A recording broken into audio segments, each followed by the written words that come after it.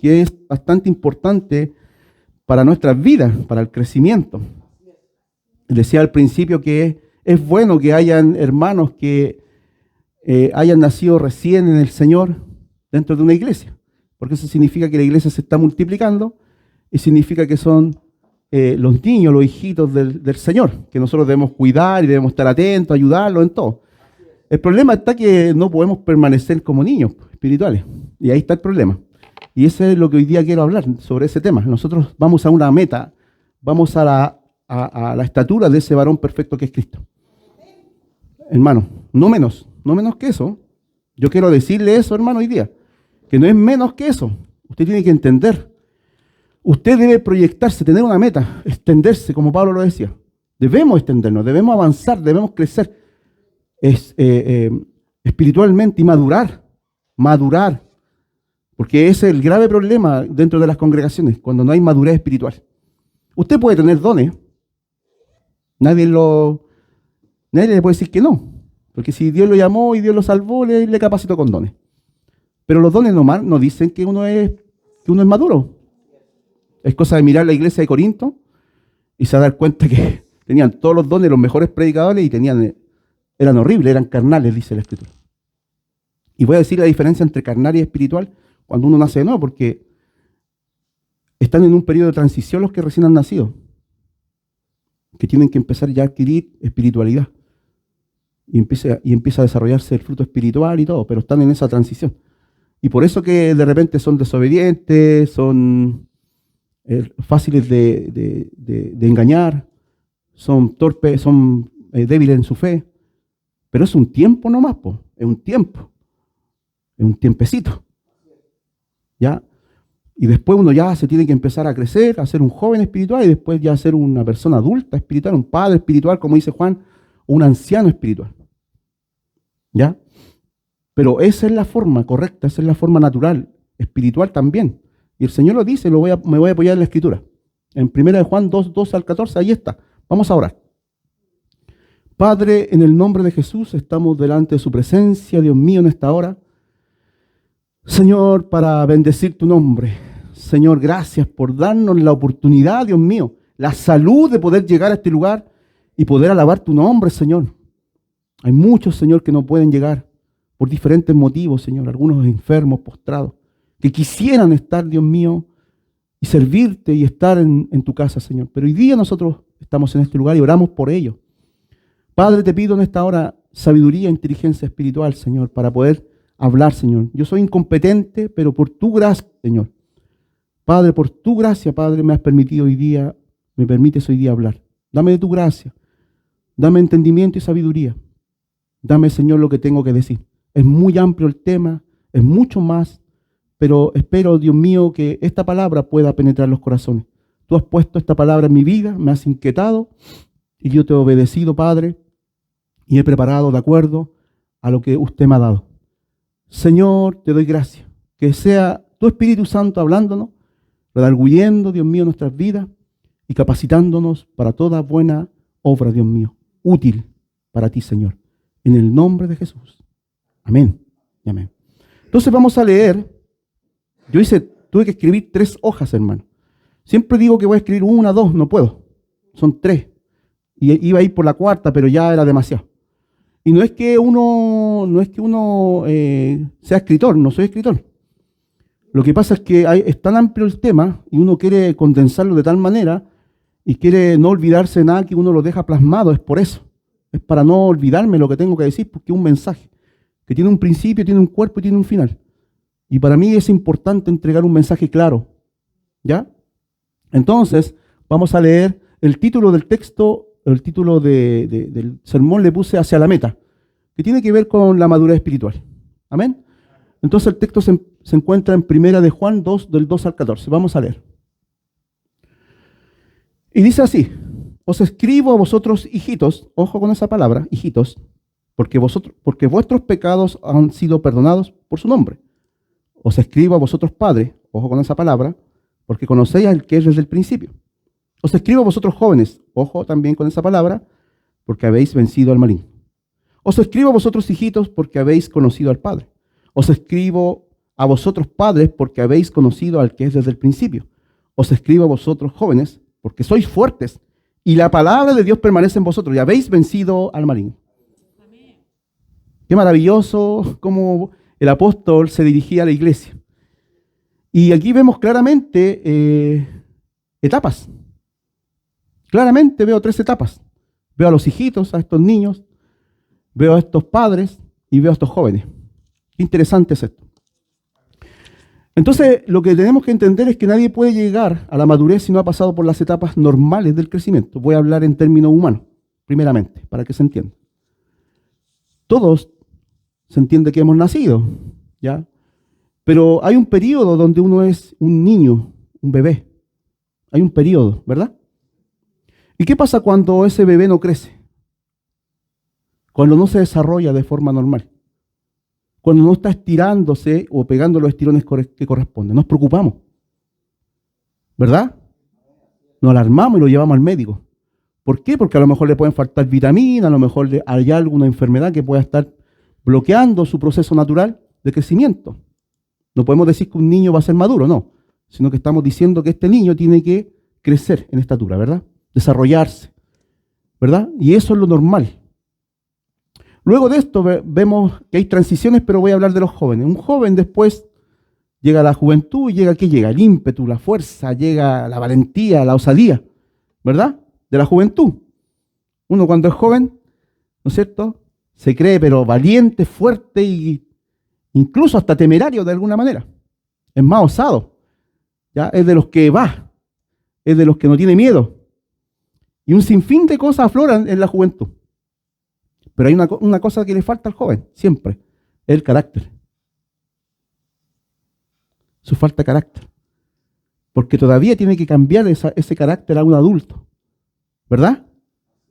Y muchas veces, hermano, yo puedo tener jóvenes acá que a lo mejor son valientes, osados, podemos sacar la potencialidad que ellos tienen, pero su falta de carácter les juega una mala pasada, se podría decir. Y después vemos al adulto que es más reposado, más tranquilo, que ya entiende mucho más, tiene más conocimiento, él puede resolver mucho mejor, tener sabiduría, tiene sabiduría, ya tiene práctica. Y así podemos ver que llega a ser como un padre que está a cargo y tiene responsabilidades mayores. ¿Verdad? Y luego llegan los ancianos, que ellos son nuestros abuelos o bisabuelos, donde ellos ya tienen un grado más alto, ¿verdad?, de conocimiento y de muchas cosas. Puede bajarle, por favor, ahí. Entonces, el tema pasa que la vida espiritual se da de la misma manera. Y hay que verla de esa manera. Vemos niños espirituales, vemos jóvenes espirituales y vemos adultos espirituales. La pregunta es hoy día, ¿en qué grado, en qué lugar me encuentro? ¿En qué etapa estoy? Y aquí, bíblicamente, vamos a darnos cuenta, por la conducta, ¿ya?, de que si somos niños, o somos jóvenes, o somos adultos. Y es aquí donde Dios nos llama a crecer. La meta es crecer. ¿Ya? Entonces, pero ¿a qué se debe la inmadurez? Bíblicamente, espiritual. A una sola cosa. Al no oír la palabra de Dios. Al no atenderla, al no guardarla. Al no escucharla como debemos escucharla. Al no poner nuestra atención y voluntad a lo que Dios está hablando. Y cuando usted no oye la palabra, no la escucha, no la atesora, no la guarda para ponerla por obra, entonces yo no voy a crecer nunca. Nunca va a haber crecimiento. Porque la palabra va a pasar. Y no voy a atender y no voy a tener conocimiento. Nuestra fe viene por el oír. ¿Y oír qué? Palabra de Dios. Y la fe es una virtud, es tremenda, porque produce obediencia, produce verdad, produce fuerza, o sea, produce valentía, produce un montón de cosas. La fe. Yo el martes hablé sobre la fe, pero esa fe bíblica, la emuná que le llaman, que habla en un espectro mucho más amplio de la fe simple de creer en algo, sino que esta tiene una vida propia y se expresa. Entonces vamos a encontrar estas etapas, niño, joven y adulto, ¿verdad? Y el primer punto se encuentra en la primera etapa. El creyente comienza con la niñez de su nacimiento. Y voy a decir lo que dice el texto. Os escribo a vosotros, hijitos, porque vuestros pecados os han sido perdonados por su nombre. Os escribo a vosotros, hijos, porque habéis conocido al Padre. Dos cosas: perdonados y son conocidos por el Padre. Qué maravilloso que esto comienza cuando uno pone la confianza en Jesucristo como el Señor y Salvador de su vida. Qué maravilloso entender que un nuevo creyente se ha añadido dentro de la iglesia. Qué maravilloso recibir a aquellos nuevos creyentes que llegan y nosotros como adultos en la fe, en la espiritual, los tenemos que atender, los tenemos que ayudar en su proceso, ¿verdad? Y no podemos descuidarnos de ellos, ¿verdad? Juan 1, del 2 al 13, lo acabamos de leer, ¿verdad? ¿Sí?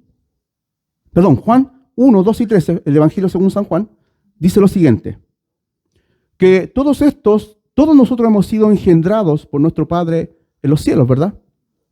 Y esto no fue de voluntad humana, sino que fue de voluntad de Dios. Más a todos los que le recibieron. A los que creen en su nombre les dio la potestad de ser hechos hijos de Dios, ¿verdad? Los cuales no son engendrados de sangre, ni de voluntad de carne, ni de voluntad de varón, sino de Dios. Y eso, hermano, es lo primero que yo tengo que entender con un recién nacido, un recién convertido. Todos pasamos por esa prueba. ¿Usted hace cuánto? ¿Hace cuánto que usted fue llamado y usted se rindió al Señor? ¿Hace cuánto que usted reconoció a Jesucristo y se arrepintió de sus pecados y le dijo Señor y Salvador al Señor? Ha pasado harto tiempo, ¿verdad? ¿Sí? Entonces, lo primero que veo acá en este texto es que ellos han sido perdonados por los pecados. Han sido perdonados sus pecados. Eso es lo que ellos recibieron, perdón de pecado. Y han sido adoptados. Dios los adoptó como hijos. Hasta ahí. Entonces, cuando llegan estos hermanos dentro de la iglesia, usted se va a dar cuenta que no le podemos pedir muchas cosas. O usted le pide a un nuevo convertido que se comporte espiritualmente inmediatamente. Usted lo exhorta, le enseña, lo guía, le da la palabra. Pero va a llegar un momento en que su carnalidad va a florecer. Y va a estar propenso a tropezar más que uno ya más espiritual. O uno más entendido. Uno que tiene más conocimiento y está más firme en su fe. ¿Verdad? Y es allí, hermano, donde usted tiene que comprender y tener paciencia con aquellos hermanos. Yo pensaba y decía, ¿cuánto tiempo tenemos que tener en la sala de cuna a un recién convertido? Es difícil la respuesta, pero me apoyé en el texto bíblico, me apoyé en Jesucristo. Jesucristo, ¿cuánto tiempo estuvo con los apóstoles? 3 años y medio, pero estuvo con ellos día y noche, pues. Y ellos pasaron, ¿no es cierto?, de su niñez a una juventud. Porque después, 15 años después, vemos escribiendo a Juan y a Pedro las cartas. Ya con una madurez tremenda. ¿Verdad? Entonces podríamos decir que un recién convertido que está de la niñez en su etapa preadolescente, por decirlo así, espiritualmente hablando, podría tardar más o menos un tiempo. Porque el mismo Señor le decía a Pedro, le decía a Simón, porque se tropezaba y se caía, pero el Señor tenía paciencia con él. ¿Y tú tienes paciencia con los nuevos? ¿Con los recién convertidos? ¿Tienes paciencia con ellos? ¿Tenemos paciencia con ellos? Porque el Señor nos manda a cuidarlos. A Pedro se le dijo, oye, apacienta mis ovejas. Y no porque era un pastor, le dice a la iglesia, porque ya él era un hombre experimentado, había estado con el Señor y tú ya has estado con el Señor, hermano. Y tú eres parte de la iglesia. Si aquí el pastor es una persona que está delante, pero tú también tienes que hacer la obra que Dios te mandó a hacer, cuidar la iglesia. Entonces un pequeño va a estar entre lo carnal y lo espiritual. Va a estar en un periodo de transición. Así que aquellos que vienen añadiéndose, aunque tenga 80 años y recién se convirtió, no le pidas que sea espiritual. Tienes que entender, tienes que tener sabiduría, tienes que tener conocimiento y tienes que ayudarlo en su proceso, no ser tropiezo para él. Usted tiene que saber discernir, saber entender, él tiene el espíritu. Sí, pero tenemos que entender de que es un proceso de crecimiento. El crecimiento no se da de un día para otro. ¿O sí? ¿Y cómo lo vamos a evidenciar? A un nuevo convertido en su conducta, en su manera de hablar, en su manera de vivir. ¿No se ha dado cuenta usted que dentro de la iglesia hay nuevos convertidos? En esta iglesia y en otra iglesia. Y que recién vienen y no saben para dónde va la micro. Que llegan allí, ¿verdad? Y lo único que quieren escuchar, tienen un amor tan grande por Dios, y lo único que quieren es escuchar palabras, y escuchan a todos. Y quieren participar en todos, pero se tropiezan, se caen, y después usted los ve derrotados, prácticamente en el suelo. Porque les falta la templanza, les falta el dominio, les falta el carácter, les falta muchas cosas. Y es allí, hermano, con amor, con misericordia, que nosotros debemos ayudarlos, no destruirlos, no atacarlos, sino comprenderlos, tener paciencia, tener amor y gracia para ellos. Así como Cristo ha tenido gracia contigo en tu proceso, de la misma manera el Señor nos demanda esa misma gracia para ellos, hermano. Yo no voy a esperar mucha espiritualidad de ellos, hermano, te lo digo. Porque van a tropezar con facilidad, van a ser egoístas, serán desobedientes en muchas ocasiones, hermano. Querrán solo atención para ellos, serán celosos, improductivos en la obra y vulnerables en su fe. Así los vas a ver. Y un niño en lo natural no es así. Tiene todas esas características. Totalmente. Y el Señor los ama. El Señor ama a los pequeños, ama a sus hijos recién convertidos. Y nos dice, cuidado a nosotros, con hacerlos pecar, con hacerlos tropezar. Cuidado con los más grandes, ya venir y empezarles a hablar cosas que no correspondan, hacerlos tropezar en su fe. Cuidado con eso, porque el Señor está mirando. Entonces, como parte de la iglesia, como cuerpo de la iglesia, tenemos una responsabilidad. ¿De qué? De guiarlos, de cuidarlos, de darle alimento espiritual. Ese no adulterado, que es la palabra del Señor, hermano, para que se desarrollen de forma adecuada. ¿Usted está entendiendo? ¿Cuántos años lleva usted en el Evangelio? Yo creo que algunos de acá ya llevan más de 3,5 años. A eso le estoy hablando. ¿Está escuchando? Estoy marcando la diferencia, ¿ya? Así que no se crea guagua. No se ponga el dedo en la boca. No tengo biberones para usted, ni pañales. Quiero que lo entienda, hermano.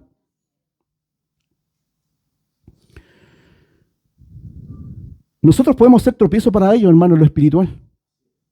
No podemos hacer pecar a los más pequeños. Aquí hay pequeños dentro de la iglesia. ¿Sabía usted? Tengo unos bien pequeñitos. Y yo me molesto como pastor cuando uno le hace tropiezo a ese. Esa es mi molestia. Y usted se va a dar cuenta que me voy a molestar. Y lo voy a hacer saber. Mira lo que dice Mateo 18:6. El Señor nos advierte sobre esto.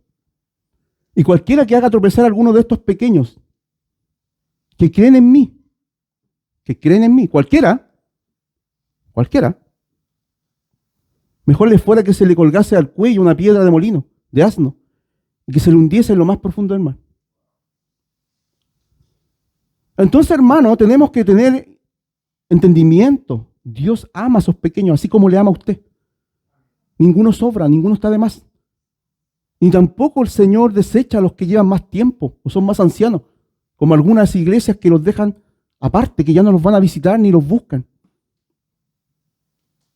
No, hermano, el Señor está con todos, a todos los ama, pero con estos pequeños tiene más cuidado y nos advierte esto a nuestras vidas. En la iglesia, hermano, quiero decirlo, que es muy bueno que hayan nuevos convertidos. ¿Usted puede decir amén a eso? Sí, pues. Porque demuestra que el cuerpo, la iglesia está sana, demuestra que está predicando el evangelio y demuestra que se está multiplicando. Y sabemos que esto va a ser de forma permanente, debe ser de forma permanente. Entonces ellos son los que van a ocupar después los lugares que nosotros hoy día estamos ocupando. ¿Puede decir amén a eso? Bendito sea el Señor. Entonces es bueno Es bueno que haya nuevos convertidos, es bueno.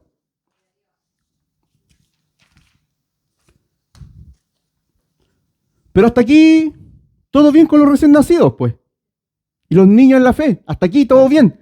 Esa es la parte buena, esa es la parte que nosotros debemos entenderla bien. Pero el problema se encuentra en permanecer en esa condición, hermano, de ser un niño espiritual. ¿Cómo podríamos reaccionar nosotros si vemos a una persona de 50 años dentro de una sala de cuna? Con un chupete, con una mamadera, y a él le gustó ese lugar. Y le preguntamos, oye, ¿y por qué estás aquí? No, me gustó, me quise quedar acá. Me gusta que me traten como niño, me gusta que todos me atiendan, me gusta que todos me busquen, me gusta recibir la atención de todos, me gusta. Hermano, cuidado con eso. Y se quiere quedar por el resto de su vida en esa sala de cuna. Hermano, quiero decirlo claramente, debes crecer. Tu meta es crecimiento. Tu meta es la estatura del varón perfecto. Tienes que ser útil para toda buena obra, un varón hecho para servir.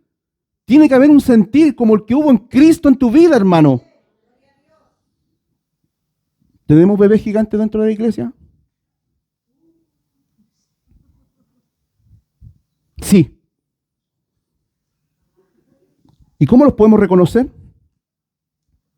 Bueno, son aquellos que todavía no pueden recibir enseñanzas más profundas. Son aquellos que todavía no se preparan para el servicio, para trabajar en la obra del Señor. Son todos aquellos que sucumben ante cualquier cosa por su falta de carácter. Son los que critican, los que esperan que les sirvan, los que no crecen, ¿ya?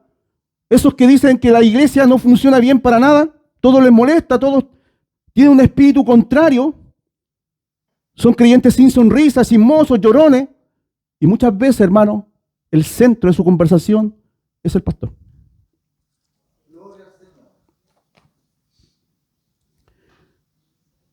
La iglesia de Corinto estaba llena de ellos. Si esto es bíblico, hermano. La iglesia de Corinto estaba llena de ellos. Veamos lo que dice el texto. Pablo los tuvo que llamar carnales, porque él quería hablarles espiritualmente, pero no podían. Ya debiendo ser maestros, no lo eran. Y tenía que volverles a enseñar las cosas del principio.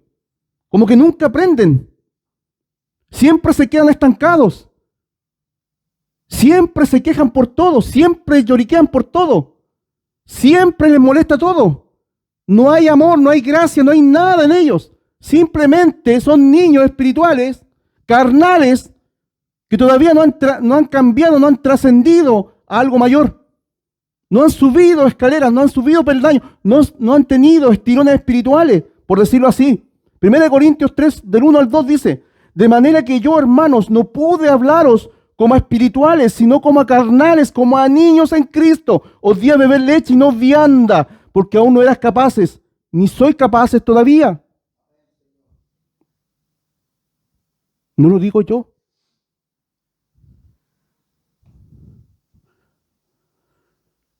¿Qué es lo que pasaba dentro de la iglesia de Corinto?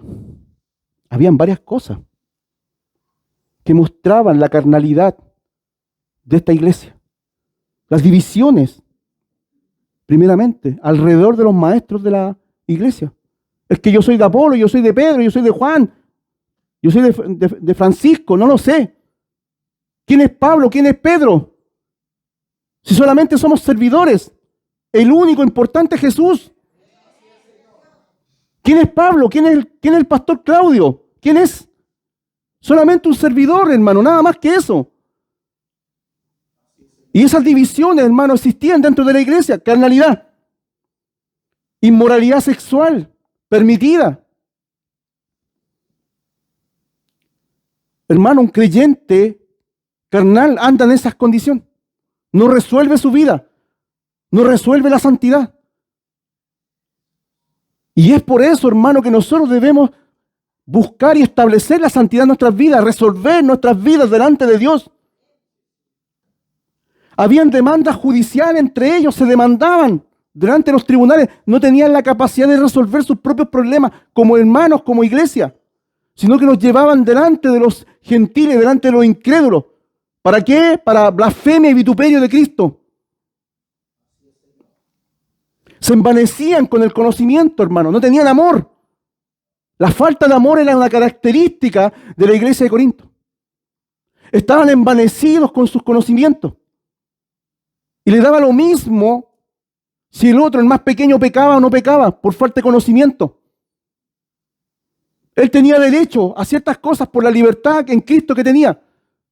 Pero él menospreciaba a su hermano y decía, bueno, yo sé que hay un solo Dios, sé que puedo beber un poco de vino quizá, o sé que puedo santificar por el medio de la oración lo que he sacrificado a los ídolos.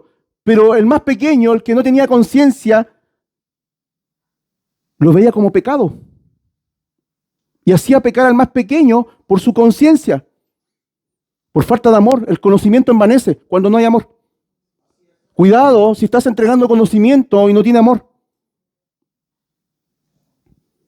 Había abuso de la cena del Señor. Habían problemas de idolatría. Había desorden en el culto público. Y de los dones espirituales. Pablo puso orden dentro de la iglesia. Pero eso demuestra carnalidad. Lo vuelvo a repetir. De manera que yo, hermano, no pude hablaros como a espirituales, sino como a carnales, como a niños en Cristo, os di a beber leche y no vianda, porque aún no eres capaces, ni sois capaces todavía. Y había menosprecio por el siervo de esa iglesia, por el apóstol Pablo que la había fundado, hermano. Imagínense, hermano, llegaron a menospreciar a Pablo, los mismos que habían sido llamados por él. Pero venían otros y sí los recibían. Venía Pablo, era muy sencillo porque predicaba solamente de la cruz. Porque siempre repetía lo mismo. Cuidado con eso, hermano. Lo único que está demostrando eso es carnalidad. Todo esto se traduce a una sola palabra: carnalidad. Niños. Es igual a niños, espiritual. Como iglesia, como pastor, me interesa que hayan niños espirituales pero recién convertidos. Pero no me interesa que hayan niños espirituales si llevan cierto tiempo y ciertos años dentro de la iglesia. Y es por eso que hago un llamamiento a crecer, a buscar más de la presencia del Señor, a tener más intimidad con Dios, a servir más, a hacer más para Dios. Y esto, hermanos, explica por qué estaba pasando esto dentro de la iglesia, o dentro de esta iglesia, o de cualquier otra iglesia. En Hebreos 5, del 11 al 14, dice lo siguiente, con respecto a la palabra. Se entiende que le estaba hablando a un grupo de judíos, de hebreos convertidos, pero no los podía llevar más arriba, porque el autor, el escritor, le estaba hablando de algo profundo, de algo maravilloso de Cristo, de la supremacía, de la superioridad de Cristo. Y ellos no se daban cuenta de qué estaban hablando. Acerca de esto tenemos mucho sí difícil de explicar, por cuanto os habéis hecho tardos para oír. Tardos para oír. Porque debiendo ser ya maestros, después de tanto tiempo, tenéis necesidad que os se vuelva a enseñar cuáles son los primeros rudimentos de la palabra de Dios. Y habéis llegado a ser tales que tenéis necesidad ¿de qué? De leche y no de alimento sólido, hermano. Vuelve a hablar de la leche. Vuelve a hablar de la niñez. Deberían haber sido maestros. ¿Pero por qué pasó esto? Porque fueron tardos para oír. Y cuando digo oír, significa no lo que está allá escuchando, lo que estamos oyendo el pájaro cantar. Estamos oyendo y deteniéndonos completamente nuestra voluntad, pensamiento, todo nuestro ser está enfocado en lo que Dios está diciendo, hermano. Y estoy guardando esta información para vivirla después. Eso es oír, eso es permanecer, eso es estar escuchando de verdad la palabra del Señor. No es para que entre por un oído y salga por el otro. La palabra del Señor nos vuelve vacía y por eso debemos oírla para crecer. Si ese era el problema, no habían oído. Y lamentablemente, hermano, uno puede retroceder porque el alma tiene que ser alimentada espiritualmente por Dios como vaso y llenarse espiritualmente. ¿Y qué pasa cuando no nos llenamos dentro de nosotros con la palabra, con las cosas espirituales? ¿Qué pasa? Nos llenamos con otra cosa, sea lo que sea. Cuando usted no tiene autodisciplina, cuando usted no busca, cuando usted no escudriña, cuando usted no tiene un momento a solas con Dios en oración, cuando usted no busca al Señor en su palabra, cuando usted no viene a la iglesia, cuando usted no va a los estudios, cuando usted no hace lo que Dios le manda hacer, entonces nunca va a crecer. Nunca, hermano, nunca vas a quedarte allí, estancado.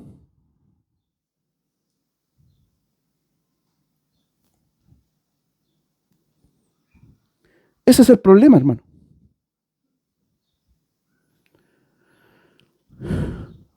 Vamos a ver la segunda etapa. El creyente sigue a la edad de la juventud, pero vigorosa. Estos ya son un poquito más avesados. Os escribo a vosotros jóvenes, porque habéis vencido al maligno. Mire, ya tenían la capacidad de vencer al maligno. Os escribo a vosotros jóvenes porque sois fuertes. Y la palabra de Dios, otra cosa, y la palabra de Dios permanece en vosotros y habéis vencido al maligno. Dos cosas. La palabra de Dios permanecía en ellos, o sea, la estaban poniendo por obra. Y además tenían la capacidad de hacer frente a sus pruebas, a sus tentaciones. Qué maravilloso, hermano, entender esto. Estos jóvenes ya se han afirmado en la palabra de Dios y han dejado los primeros rudimentos de la leche espiritual, han dejado ese famoso biberón o pañales, podríamos decirlo, y ahora son mucho más fuertes, entienden más. ¿Podemos identificarnos con ellos en algún momento, no? Podríamos decir que estamos en la etapa de juventud. Yo quiero subir un poco más el peldaño. Vamos a ver si estoy ahí. Son capaces de enfrentar sus pruebas, hermano, las tentaciones. Se alimentan, escudriñan la Escritura. Por ellos mismos necesitan menos a su Padre para resolver algunas cosas. ¿Verdad? Son un poco más independientes. Aprenden a orar y a depender de Dios, como dice la palabra en el Salmo 119, del 10 al 17.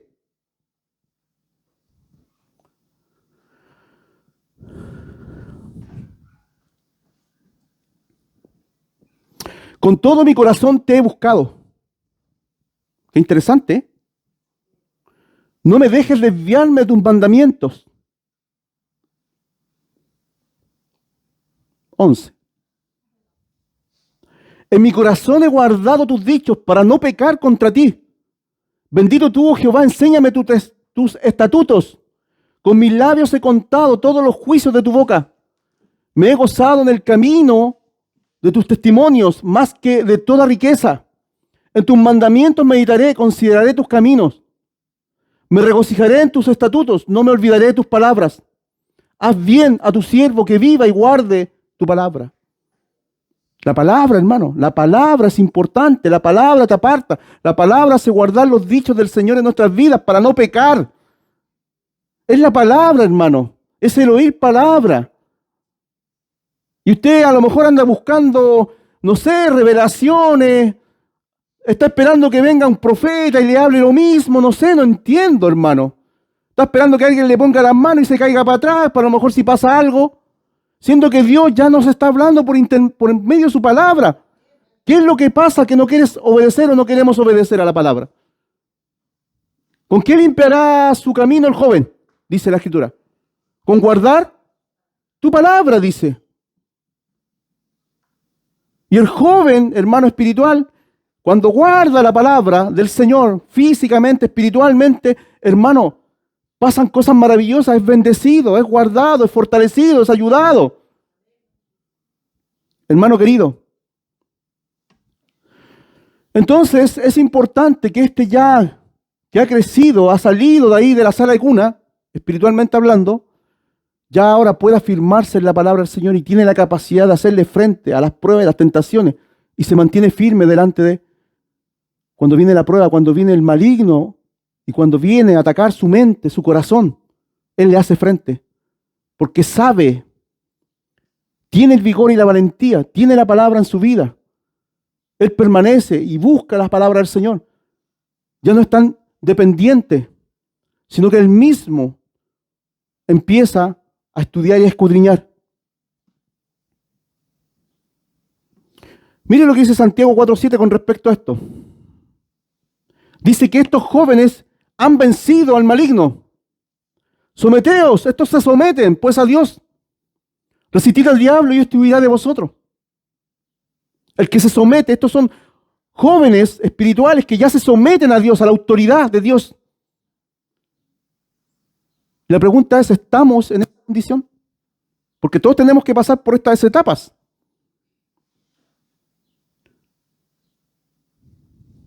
Estos tienen la capacidad de apagar los dardos de fuego del maligno, hermano. Porque el enemigo viene a destruirnos. ¿A dónde? A la mente, hermano. Si la batalla es espiritual y el maligno ataca con dardos de fuego a la mente, pero por medio de la fe, hermano, estos son jóvenes que tienen fe, apagan todos los dardos del enemigo, se someten al Señor, guardan la Escritura, son valientes, hermano. Son personas que han crecido espiritualmente, han salido de la condición, pero Dios espera más de nosotros. No quiere que nos quedemos allí. Una de las cosas que dije recién que le falta al creyente en esta etapa es desarrollar completamente su carácter. El fruto del Espíritu, dice Gálatas 5, 22, 25. Veamos lo que dice. Mas el fruto del Espíritu es amor, gozo, paz, paciencia, benignidad, bondad, fe, mansedumbre, templanza. Contra tales cosas no hay ley. ¿Qué significa esto? ¿Hemos recibido el amor de Dios en nuestros corazones? Sí. ¿Hemos recibido la fe y la paz? El gozo, amor, gozo y paz. Sí, lo hemos recibido. Pero fíjese lo que otro que dice después. Vuelvo atrás. Paciencia, benignidad, bondad. ¿Contra quién? ¿Hacia quién va dirigido? Hacia nuestro prójimo, pues, hermano. ¿Con quién tienes que tener paciencia? Parte del carácter. ¿Con quién tienes que ser benigno o bueno? Con tu hermano, con tu prójimo. ¿Con quién tienes que ser bondadoso? Ya, y los últimos tres, ¿qué pide Dios de nosotros? Fe, mansedumbre y templanza. Qué interesante, ¿eh? La fe, podemos tener fe. Y podemos estar muy desarrollados en la fe. Y quizás su fe sea tan grande que usted no duda de las promesas de Dios ni de lo que Cristo está haciendo. Pero a lo mejor le falta templanza y dominio propio. Parte del carácter del creyente. El dominio propio, hermano. En las situaciones que te incomodan. En las situaciones que te perturban. En las situaciones en las cuales no quieres estar, templanza. En esos momentos que tú puedes decir, me voy de acá, y decir, sacar lo peor de ti. En ese momento, hermano, tienes que echar mano a la templanza en tu vida y a la mansedumbre. Jesús dijo, yo soy manso y humilde de corazón. Y cuando usted desarrolla el carácter de Cristo en su vida, eso, usted ya podríamos empezar a hablar de adultez espiritual. Porque eso está resuelto.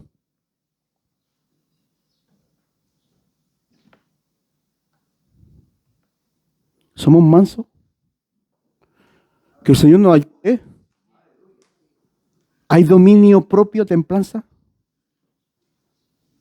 A lo mejor usted tiene toda la fe del mundo, y no lo dudo. Pero a lo mejor le falta templanza y mansedumbre en nuestro carácter. Y si no está eso formado en tu vida y en mi vida, es muy difícil, hermano, que usted pueda saltar a la otra etapa. Porque el fin es Cristo. Y eso es Cristo. Eso que está ahí. Ese es el carácter de Cristo. Ese.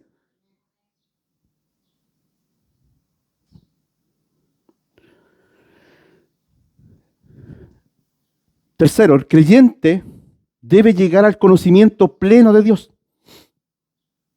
Y este es el adulto. Os escribo a vosotros padres, porque conocéis al que es desde el principio.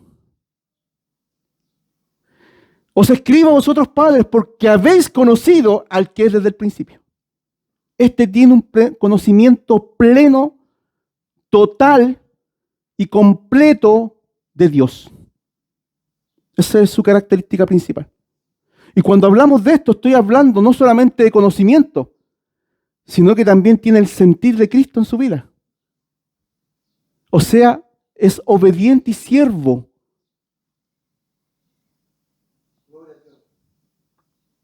Se caracteriza por ser siervo y no porque lo sirvan. Escúchelo. Se caracteriza por ser un siervo obediente que se sacrifica por los demás.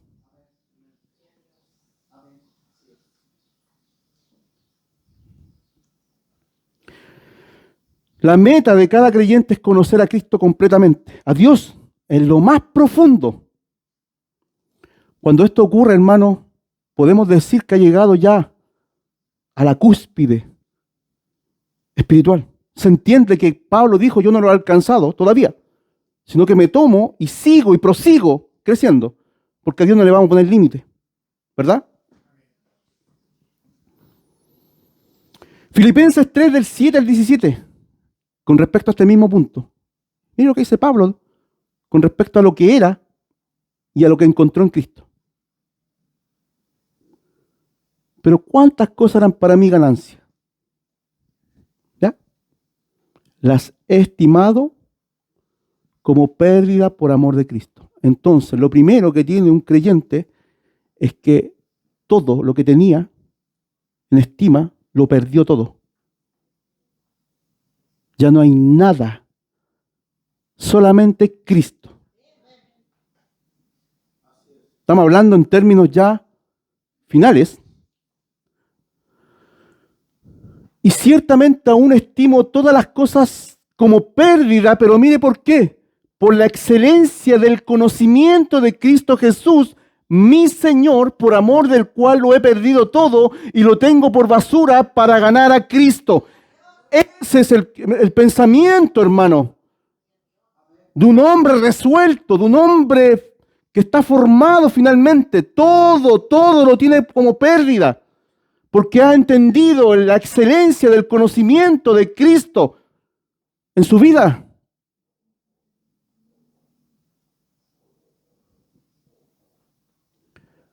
Y ser hallado en Él, no teniendo mi propia justicia, no se justifica ni vive de que Él se cree bueno, sino que confía en la justicia imputada por Dios por medio de Cristo.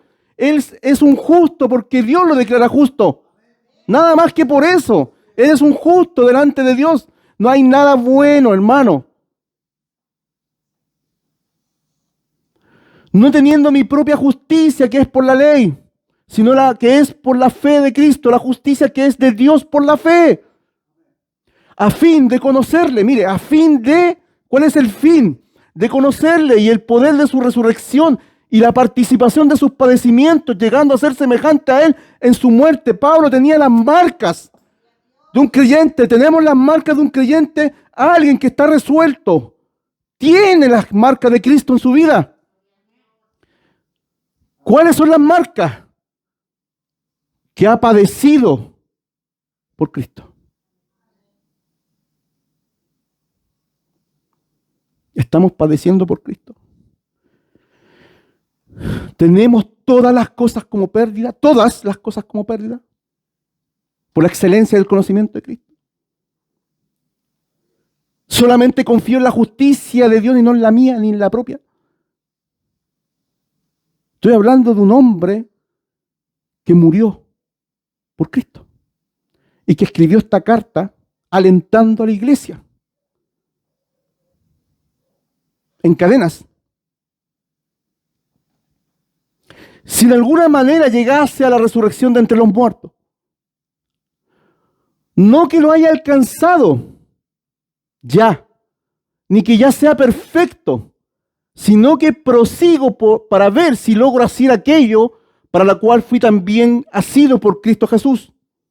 Hermano, yo mismo no pretendo haberlo ya alcanzado, pero una cosa hago, olvidando ciertamente lo que queda atrás y extendiéndome a lo que está delante.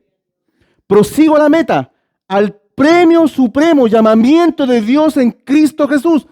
Hay un llamamiento, hermano. Tienes que proseguir. No te conformes, no los has alcanzado aún. Extiéndete hacia adelante, sigue creciendo, sigue buscando, no te conformes con tu estatura espiritual. No hay límites, hermano. Este hombre podía hablar eso, porque él estaba resuelto, porque él estaba ya como un hombre maduro en la fe.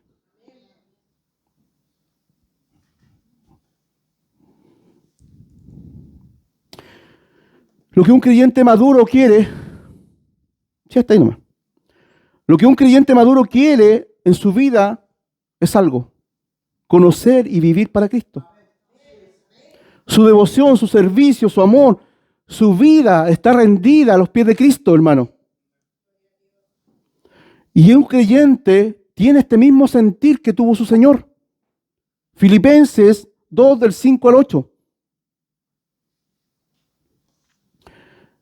Haya pues en vosotros este sentir que hubo también en Cristo Jesús, el cual siendo en forma de Dios, no estimó el ser igual a Dios como a cosa que aferrarse, sino que se despojó. Escuche, despojarse. ¿Qué decía Pablo? Lo tengo todo por basura.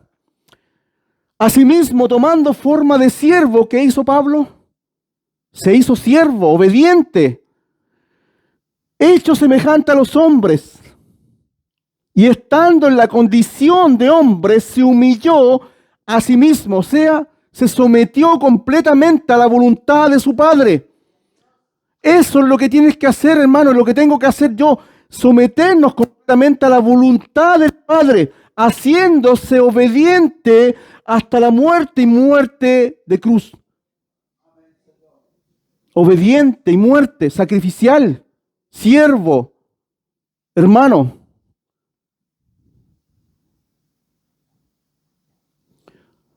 Para un creyente que ha madurado, las cosas de este mundo ya no le importan para nada, hermano.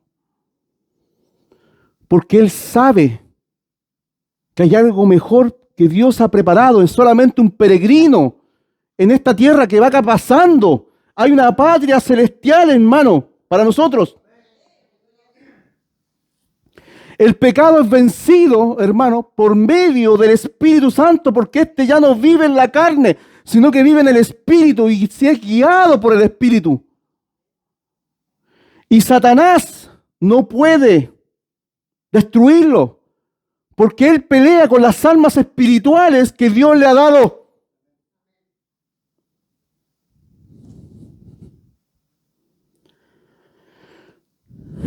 Lo que podemos finalmente encontrar en un creyente que ha alcanzado la madurez espiritual es su fruto permanente de crecimiento que beneficia a todos los demás, hermano. El árbol finalmente creció, dio sus ramas y sus hojas, pero al final debe beneficiar. a los demás. Y Jesús dijo, yo os he puesto para que llevéis mucho fruto y este fruto permanezca. Leamos lo que dice 2 de Pedro para concluir, 1 del 3 al 8.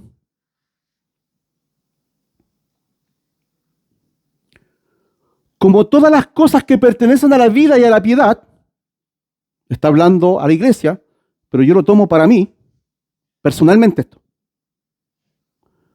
nos han sido dadas por su divino poder, mediante el conocimiento, recuerde, ojo, conocimiento, de aquel que nos llamó por su gloria y excelencia, por medio de las cuales os ha dado preciosas y grandísimas promesas, para que por ellas llegases a ser participantes de la naturaleza divina. Participantes de la naturaleza divina. Eso es lo que Dios quiere en cada uno de nosotros, que participemos de su propia naturaleza, que Cristo sea formado dentro de nosotros y éste pueda hacer su obra.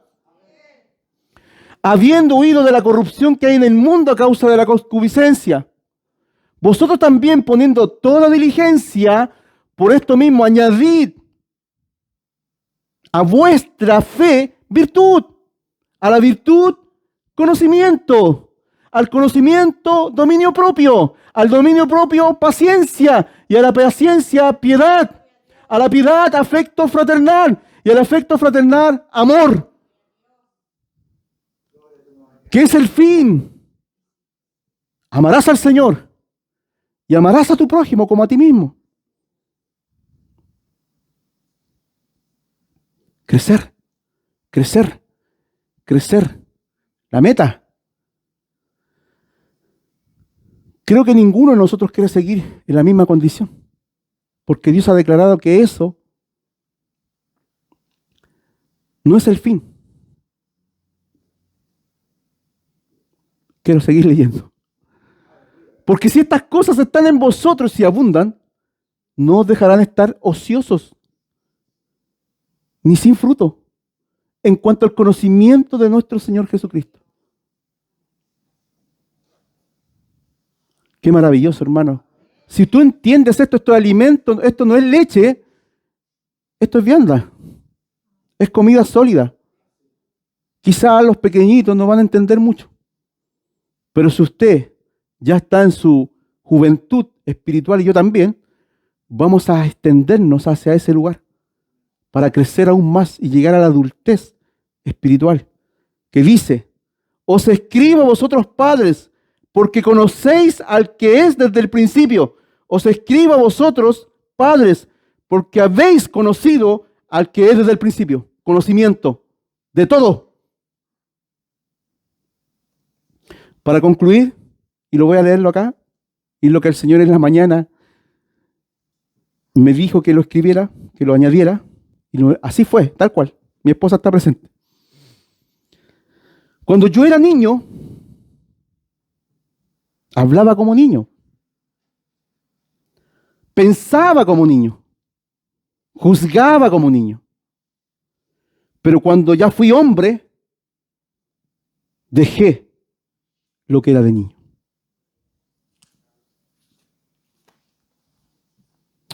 Vamos a orar.